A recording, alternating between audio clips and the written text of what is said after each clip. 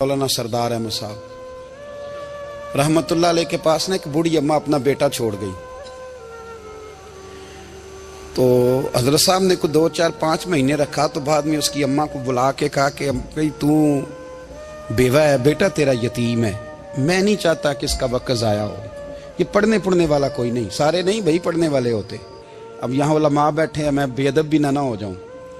कुछ पूरे 8 साल लगा के भी आ जाते हैं, सनद भी उनके पास होती है। नाराज ना हो जाना, ये तो सब अच्छे लोग हैं। सनद होती है पर पता पुता कोई नहीं होता।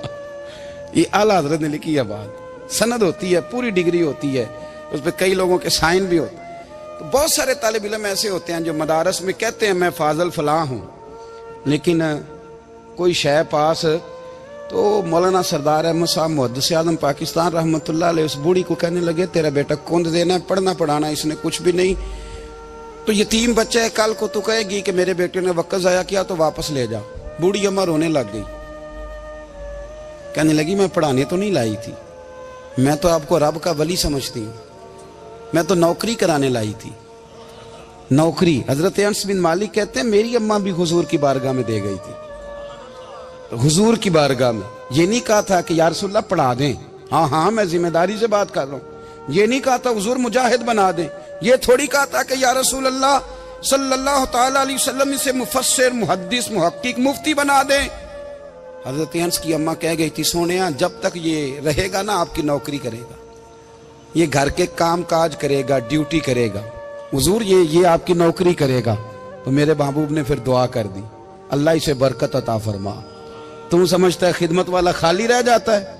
जितना जायका खिदमत वाले को मिलता है, जो उसके नसीब में आता है, वो किसी का नसीब कहां भाई। हजरत अनस कहते हैं हुजूर ने दुआ कर दी, बरकत की। मुझे तो खेती बाड़ी आती भी नहीं थी, पर लोगों के बाग में साल में 1 दफा फल लगता था, मेरे बाग में 2 दफा लगता था। हुजूर ने दुआ कर दी अल्लाह इसे औलाद दे। फरमाते हैं मेरे बेटे, मेरे पोते, मेरे नवासे, मेरी बेटियां, फरमाते हैं मैं जिंदा हूं और मेरी 100 औलादे मौजूद हैं। परेशान हो गया 100 सुन के बच्चे 2 ही अच्छे, 100 औलादे मेरी मौजूद हैं। हजरत अनस बिन मौलाना सरदार अहमद साहब के पास ना छोड़ गई बच्चा, कहने लगी हजरत जी मैं को पढ़ाने के लिए थोड़ा छोड़ गई हूँ, मैं तो इसलिए छोड़ के गई हूँ कि आप मेहरबानी करें, खिदमत कराएं। तो हजरत जी कहने लगे कोई ऐसा काम ही नहीं, खिदमत वाला क्या कराऊं। कहने लगी पट्ठे पवा लिया करो जी। हूँ लड़ पेंदे ने, कहने ने बच्चे काम कर दें मदरसे का। हालांकि अब कहाँ बच्चे काम करते हैं, अब तो गुजर गया दौर, अब तो बच्चे काम कराते हैं। अब बच्चे भी नाराज हो रहे हैं, घूर घूर के देख रहे हैं। सही कह रहा हूँ आपको, बच्चे काम कराते हैं, बच्चे कहाँ काम करते। कहने लगी ये चारा डाले करेगा आपकी भैंसों को। तो हजरत ने उसको कहा कि बीबी चारा मेरी भैंसों को डालने के लिए मैंने बंदा रखा हुआ है, तो तू जा ले जा। कहने लगी हाथ बांध के हुजूर मेहरबानी करें रख ले, चारा डालेगा। और पुत्र तवज्जो से चारा डालना हजरत की भैंसों को। रोने लगी, हजरत ने रख लिया, महीने का खर्चा भी देते। शाम को ना वो सारा दिन काम करता, शाम को आके पैरों में भी बैठ जाता, हजरत जी लाएं तेल थोड़ा सा, पैर ना दबा दूं। 8 साल साथ वाले पढ़ते रहे, ये बेचारा नौकरी करता रहा। मेरा रूप भी नहीं ते मेरा रंग भी नहीं, और मैनू यार मनान दा टंग भी नहीं। कभी कभी ना हजरत बिलाल हबशी फारग होते ना, तो नबी पाक की बारगाह में अर्ज करते हुजूर कोई काम तो नहीं, सारे हो गए, हुजूर जाऊं जरा, चले जाते। एक दिन सलमान फारसी कहने लगे या रसूलल्लाह ये बिलाल कहाँ जाता है। फरमाया जा देख के तो आ। हजरत सलमान वापस आए तो आके रोने लगे, कहने लगे सोनिया जब यहाँ से जाता है ना तो जाके सैयदा फातिमा की चक्की पीसनी शुरू कर देता, बीबी साहबा के काम करने लगता है, घर में जाके असनैन की ड्यूटी करता है, वहां भी काम यहाँ भी काम। वो चारा डालता रहा, उसने चारा डाला। हजरत मुहद्दिस आज़म की भैंसों को दस्तारे फजीलत का वक्त आ गया, सारे पगड़ियां सजा के आ गए, आज दस्तार होगी। ये ना पीछे होके बैठ गया, चूंकि पढ़ा ही नहीं था तो दस्तार का है कि दस्तार तो उसकी जो पढ़ेगा, हमने तो पढ़ा ही नहीं, हमने तो यार पढ़ा, घर पढ़ा, ड्यूटी करी। हजरत मुहद्दिस आज़म रहमतुल्लाह अलैह के यहाँ जब ऐलान होने लगा ना कि अब दस्तार होगी, तो हजरत ने पहला ऐलान उसका फरमाया। तो मजा वाला बंदा कपड़े भी कदी कदी बदलता है ना, वो कहते जिस हाल में भी था मैं पलट के देखने लगा कि पढ़ा पढ़ाया तो है, कोई शय नहीं। तो ये माजरा क्या है, पीछे से उठ के आए तो कहते हैं बाकियों की दस्तार किसी आलिम ने की, किसी सूफी ने की, लेकिन ये भैंसों को चारा डालने वाला जब आया तो मुहद्दिस आदम ने फरमाया पगड़ी के बाल को कोई हाथ ना लगाए, ये सारी दस्तार मैंने करनी है। और फरमाते हैं हजरत बाल भी देते जाते थे और आंसू भी बहाते जाते थे, माथा भी चूमते थे और फरमाते थे दस्तार के बाद चला तो नहीं जाएगा यार, मुझे तो इबादत भी नहीं रह गई, मुझे तो चाबियों को भी नहीं पता कौन सी कहाँ रहती है, जाएगा तो नहीं तू? तो रो पड़ा, कहने लगा सोने जाए तो वो जिसके पल्ले कुछ है हो, आता जाता तो है कुछ नहीं, मुझे किसने रखना है, मैंने कहाँ जाना है, इधर कहा तो इधर ही रहूंगा। वो उस तालिब इल्म के सारे उस्ताद भाई कहते हैं उसने दस्तार कराई, पढ़ा पढ़ाया कुछ नहीं, पर जो मसला अड़ जाता था ना, वो जो अड़ जाता था ना, वो जाके उससे पूछते थे तो किताबें खोलने की जरूरत नहीं पड़ती थी।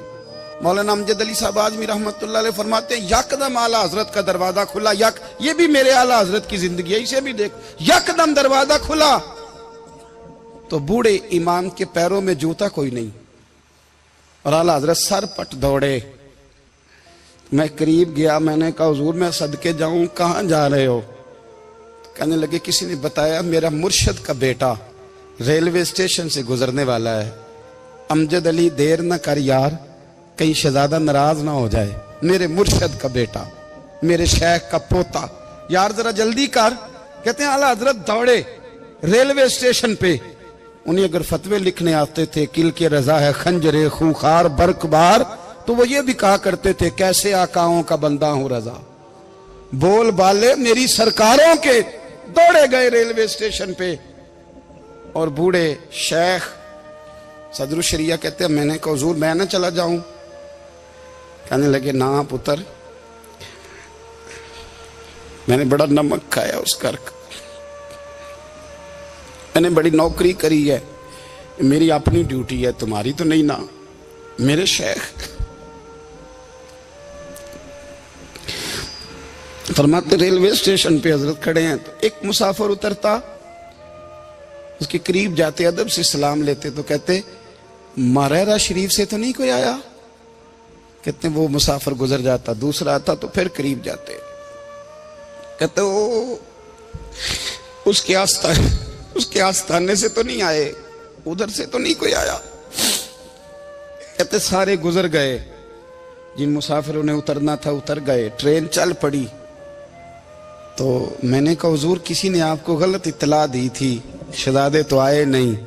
कहने लगे यार इत्तला गलत थी या ठीक थी, पर यहाँ तक आने का मजा बड़ा है। आप समझ सकते हैं आला हजरत के दो बेटे हैं, हुज्जतुल इस्लाम मौलाना हामिद रजा खान साहब और मुफ्ती आज़म आलम इस्लाम, दोनों शहजादे इतने बड़े शहजादे थे कि दोनों अपने अपने वक्त के सबसे बड़े मुफ्ती हुए। ये भी तो मेरे आला हजरत है ना, इसको भी तो जरा समझो ना। खुशकी और फिर खुशकी और फिर खुशकी। एक दिन पीर साहब ने कहा, नूरी मियाँ साहब, क्या अहमद रजा यार वो भैंसें रखी हुई हैं तो उनको ना गीदड़ आके तंग करते हैं, तो दो कुत्ते मिल जाए ना कभी, तो चलो रात को पहरेदारी करेंगे, दो कुत्ते मिल जाएं। मैं अक्सर सोचता हूं कि आला हजरत तो आलिम थे, उनका कुत्तों से क्या लेना देना। हजरत जी आपने कुत्तों की बात करनी थी तो किसी दुनियादार से करते, दो कुत्ते मिल जाएं तो जरा जानवरों की देखभाल करेंगे। फरमाया हुजूर सवेरे ही आ जाएंगे। भाई आपका तो ये शुगर ही नहीं, तो आप कहां से लाएंगे? दिन चढ़ा तो दोनों बेटों के गले में रस्सियां डाली। आला हजरत को सिर्फ आप फतवे की रोशनी में देखते हैं, आपको उस शख्स के दर्द का नहीं पता, उसके जायके का नहीं पता, वो किस स्टेज का आदमी है, स्टेटस क्या है तरीकत में, शरीयत में, इश्क में। दोनों शहजादों के गलों में रस्सियां और पकड़ा हुआ है। तो नूरी मियाँ साहब कहते हैं मैं चारपाई पे बैठा था तो नीचे बिठाल दिए दोनों बच्चे, मैं उठ के खड़ा हो गया। मैंने कहा मौलाना ये क्या? कहने लगे हुजूर ड्यूटी भी करेंगे और रोटी भी नहीं मांगेंगे।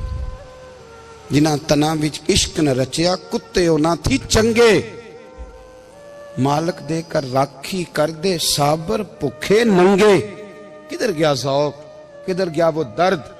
और फिर जब बारी आई रसूलुल्लाह के प्यार की, जब बारी आई नबी पाक की मोहब्बत की, तो फिर फाजिल बरेलवी का कद अगर लिखने में कमाल है ना, तो महबूब के प्यार करने में भी कमाल है। उन्होंने ना सारी जिंदगी, यानी सारी जिंदगी ये कह के गुजार दी कि इश्क तेरे सदके जलने से छुटे सस्ते, जो आग बुझा देगी वो आग लगाई है। एक सैयद साहब थे, मकान बन रहा था आला हजरत का, तो सामने ना बिल्कुल लाइब्रेरी थी। तो जब मकान बन रहा होता है तो तब सारे मिस्त्री मजदूर अंदर ही होते हैं, तो सबका आना जाना था, सब लोग आते जाते थे बिला झिझक। तो वो सैयद साहब भी एक दिन आ गए, सामने लाइब्रेरी में मिले, फिर चले गए। कुछ दिनों के बाद घर मुकम्मल हो गया, अब औरतें भी आ गईं। तो शाह जी को पता नहीं था, वो पुराना ही माहौल समझ के ना, मौलाना जफरुद्दीन बिहारी कहते हैं पुराना ही माहौल समझ के तो अंदर आ गए। और जैसे ही अंदर दाखिल हुए, सामने घर की औरतें देखी, तो शाह जी माजरत माजरत माजरत करते परेशान हो गए। और फिर जब दोबारा पलटने लगे तो आला हजरत दौड़ के गए, हाथ चूमे, कहने लगे शाह जी आपको तो पता नहीं था, और आप मेहरबानी करें ये माजरत वाला लफ्ज वापस लें। ये मेरे घर की औरतें नहीं, ये तो सैयदों की बांदियां हैं, ये तो नौकरानियां हैं। तो आप मेहरबानी करें, ये अंदाज आपका जो है ये दुरुस्त नहीं, आप मेहरबानी फरमाएं अंदर आए। और फिर सारे खानदान को लेके पर्दे के पीछे खड़ा किया और कहने लगे शाह जी को गलती लग गई, उन्होंने हमसे माजरत की, अब हम सारे मिलके उनसे माजरत करेंगे, इसलिए कि ये रसूलुल्लाह का खानदान। यार थोड़ा बहुत दो चार लफ्ज जिस बंदे को आ जाए ना, दो चार लफ्ज, मैं जाती तौर पे ना, आपको पता है मैं तो नात खानों से तो हमारी बनती नहीं, बहुत सारे नात खान तो हमें वैसे ही नहीं। मैं कहता हूँ नात आने दे जाने का नाम नहीं, नात तो कलाम का नाम है। किसी बुजुर्ग की बात पढ़ो, कोई मतलब उसमें कुछ ज़ौक़ हो, कोई दर्द हो, ये क्या बात हुई जो आजकल काम शुरू है। लेकिन आपको पता है हम नात खां की भी इज्जत करते हैं। मैं जिस नात खां से नात सुनता हूँ, मैं दिल की कल्ब की गहराई से उसका हया करता हूँ, मैं इकराम करता हूँ, अल्लाह जानता, मैं एहसास देता हूँ, इसलिए कि मैं समझता हूँ ये जब बोलता है ना तो मुझे मदीने वाले की याद आती है, ये नबी करीम की याद दिलाता है, तो इसका एहसास है। आला हजरत फाजिल बरेलवी रहमतुल्लाह ताला अलैह ने नबी करीम से मोहब्बत की और हुजूर सैयद आलम सल्लल्लाहु अलैहि वसल्लम से ताल्लुक़ रखने वाली हर शय से मोहब्बत की। उन्होंने अपने ज़ौक़ को कभी फीका नहीं पड़ने दिया। सारी ज़िंदगी रसूलुल्लाह सल्लल्लाहु अलैहि वसल्लम का प्यार। थोड़े दो चार लफ्ज़ मेरी तरह किसी शख्स को आ जाएं तो वो अदब अदाब के दायरों से निकल जाता है। वो हर चीज़ को किलो काल के जायके में रखता है। इसलिए मुल्ला रूमी फरमाया करते थे, सेठ आदमी हो ना, जेब में पैसे हो तो उसका पीर कोई नहीं होता। अगर कोई ओहदा मिल जाए, बंदा किसी दर्जे पे पहुंच जाए तो उस बंदे का भी मुर्शद है, और अगर चार लफ्ज पढ़ जाए तो अक्सर मेरी तरह के बंदे खलीफे होते हैं, मुरीद नहीं होते। नाराज तो नहीं हो गए आप लोग? मेरी तरह के लोग ना खलीफे होते हैं, बताते हैं 14 जगह का खलीफा हूं तो सवाल ये है कि गुलाम किसका है? मेरी खिलाफतें। ओ खुदा के बंदे, गुलामी असल चीज है। आला हजरत फाजिल बरेलवी रहमतुल्लाह ताला अलैह ना लोगों से पूछते, जब कोई मदीने से आता, मक्के से आता, हज करके आता, तो पूछते मदीने गए थे? सदरुल शरिया रहमतुल्लाह अलैह फरमाते हैं, किसी ने कान में आके कहा हुजूर वो मोची हज करके आया। पक्की बात है हुजूर? हाँ। फरमाया चलो चलें। हजरत जी वो लिखना नहीं, तो मैं आके देखते हैं। हजरत मेहमान, ओए आके देखते हैं। कहते दौड़ने लगे, वो जूते गांठ रहा था। जाके पूछा हज करके आए हो? कहा हाँ, मदीना शरीफ गए थे। वो जिस बंदे के पास लोग तारीखें लेने जाएं तो टाइम ना मिले, भाई आज मदीने गए थे? कहने लगा जी बड़ा करम किया सरकार ने, मैं तो 1.5 महीना रह के आया हूं। कहते हैं जुब्बा कहीं, पगड़ी कहीं, कलम कहीं, शागिर्द कहीं, मुरीद कहीं, और अंदर नहीं, हुजरे के अंदर छुप के किसी की तादीम नहीं, चौक में मोची जूते गांठने वाला दुनिया देख रही है। आला हजरत झुके और मोची के पैर चूमने शुरू कर दिए। लोग पकड़ दें, हुजूर ये क्या? वो भी पैर करने लगे, पीछे हट जाओ। ये वो कदम है जो मेरे मुस्तफा करीम के दरे दौलत से होके आए। हरम की जमीन और कदम रख के चलना, अरे सर का मौका है हो जाने वाले। ये जायका, ये दर्द, तो आला हजरत ने ना ज़ौक़ वाली जिंदगी गुजारी, अदब वाली जिंदगी गुजारी, प्रेम वाला वक्त गुजारा, इश्क वाला वक्त गुजारा। हजरत बिलाल हबशी कभी सिपा सालार बने थे किसी जंग में, किसी सूबे के गवर्नर बने हो? बोलो तो सही यार। उनका तारुफ क्या था? नबी करीम के गुलाम। हुजूर के ना जो जाती मामलात थे ना, 20 अंसारी नौजवान थे जो हर वक्त नबी पाक के पास खड़े रहते थे कि हुजूर को हुक्म करें।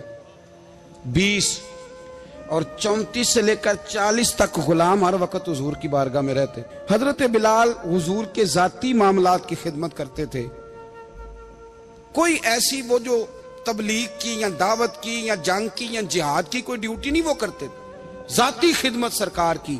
हजरत उमर फारूक वो शख्स हैं कि जिन्होंने कभी किसी बंदे को खातर में नहीं लाए वो, लेकिन जब हजरत बिलाल आते थे ना तो जनाब उमर उठ के खड़े होते थे, कुर्सी छोड़ते थे और फिर एक नारा लगाते थे, कहते थे या बिलाल अंता सैयदुना, बिलाल तू हमारा सरदार है यार, तू हमारा। यानी इश्क का ज़ौक पूरा करना उन्हें भी आता था।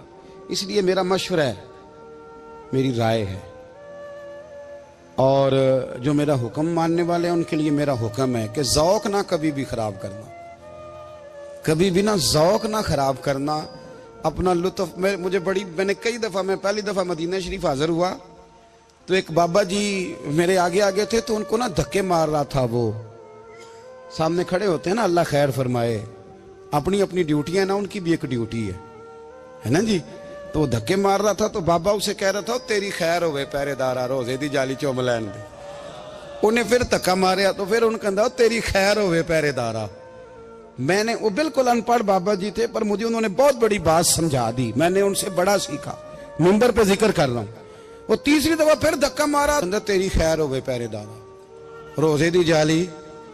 तो बाबा जी बाहर निकल आए तो मैं भी पीछे निकल आया। तो मैंने कहा बाबा जी यहाँ कुछ इन्होंने बांग्लादेशी और हिंदुस्तानी भी रखे हुए हैं, पर ये तो अरबी था खालस। ਉਹਨੂੰ ਕਦੋਂ ਤੁਹਾਡੀ ਵੀ ਸਮਝ ਆਉਂਦੀ ਸੀ? ਤੁਸੀਂ ਪੰਜਾਬੀ ਦਾ ਸ਼ੇਰ ਸੁਣਾਈ ਜਾ ਰਹੇ ਹੋ। ਕਹਿੰਦੇ ਪੁੱਤਰ ਮੈਨੂੰ ਵੀ ਪਤਾ ਹੈ ਉਹਨੂੰ ਨਹੀਂ ਸਮਝ ਆ ਰਹੀ, ਪਰ ਮੈਂ ਤੇ ਆਪਣਾ ਰਾਂਝਾ ਪੈ ਰਾਜ਼ੀ ਕਰਦਾ ਸਾਂ। ਮੈਨੂੰ ਪਤਾ ਹੈ ਉਹਨੂੰ ਕਾ ਉਹ ਯਾਰ ਅਸੀਂ ਰਾਂਝਾ ਵੀ ਤੇ ਰਾਜ਼ੀ करना है कि नहीं, कि सारी जिंदगी कीलो काल के झगड़े में पड़े रहना है। ऐ इश्क तेरे सदके जलने से छुटे सस्ते, जो आग बुझा देगी वो। और एक जगह पे आला हजरत कहते हैं जान दे दी वादा दीदार पर, हमने जान दे दी। हाँ, खाली उसने वादा किया था कि आऊंगा, आया नहीं था, पर जान हमने पहले दे दी। तो इसलिए ना ज़ौक, शौक, प्यार, वारफ्तगी, मोहब्बत असातिज़ा के लिए, बुजुर्गों के लिए, उलमा के लिए, मशाइख के लिए, बड़ों के लिए, ना ज़ौक ना कभी ख़राब होने पाए। अल्लाह आपको सलामत रखे।